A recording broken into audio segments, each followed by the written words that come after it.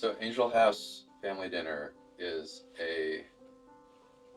it's a concept that has evolved over a lot many years. We had a house in Venice the first time I lived in LA, and we had a studio in the back, and it was called Angelhouse Studios. To me, it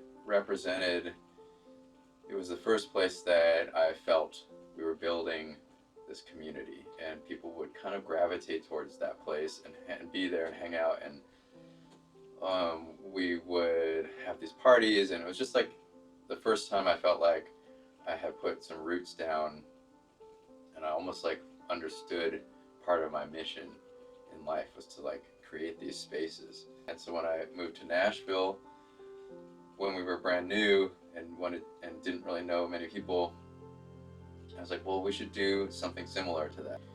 And it was really successful in that way. Like we started to build up this little following, and then about a year in, we started to sell tickets to it and open it up to the general public, not just friends of friends.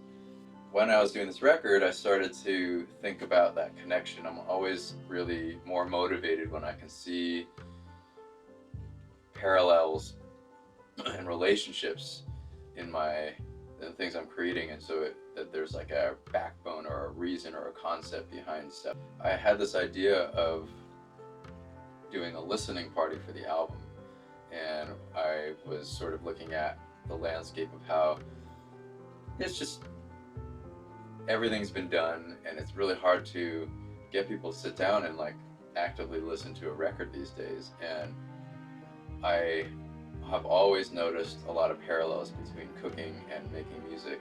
I find that I'm tapping into the same intuition when it comes to so much in cooking, like how much you season something, or proportions, or flavoring, or knowing when to stop, or knowing this needs more of this to balance it out. And every flavor has like a metaphor in my head of like an emotion and a color, and those are the same kind of raw materials that I see when I'm making music.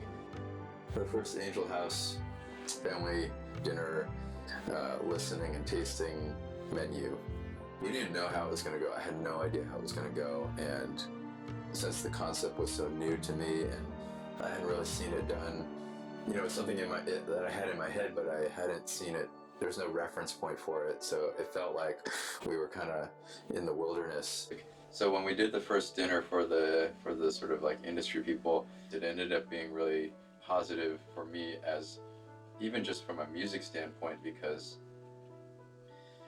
I felt heard in a way that I hadn't experienced in a long time, where people really absorbed the record in the way I had intended, and they got those parallels that I was driving at with the food, and it just seemed really like, just was this gratifying feeling of being seen and heard in a way that I had hoped. I think it's encouraging, and I hope to keep like being able to get people to hear my music in this format. Although it is like a lot of work for kind of a relatively small amount of people, I do think that the experience that you give them is more meaningful. It just shows a bigger side of what I'm trying to communicate. So this experience of being able to combine food and music has been, it's been really gratifying in that way, because in my head they've always been tied together.